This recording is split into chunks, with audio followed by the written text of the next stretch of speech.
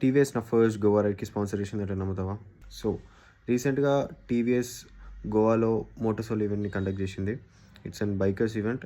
ఆ ఈవెంట్లో ఏంటంటే వాళ్ళ న్యూ అడ్వెంచర్ బైక్ని లాంచ్ చేశారు, విచ్ ఈజ్ ఆర్టీఎక్స్ అపాషే. చాలా బాగుండే. సో ఏంటి అంటే ఈ ఈవెంట్ పెట్టేదానికంటే ముందు వాళ్ళు ఇన్స్టాగ్రామ్లో ఒక కాంటెస్ట్ పెట్టారు.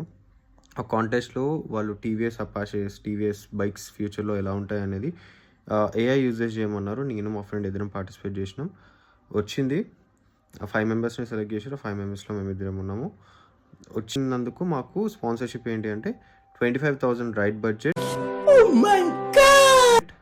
ఇంకా ఈవెంట్ లోపల ఫ్రీ ఫుడ్, ఫ్రీ బియర్స్,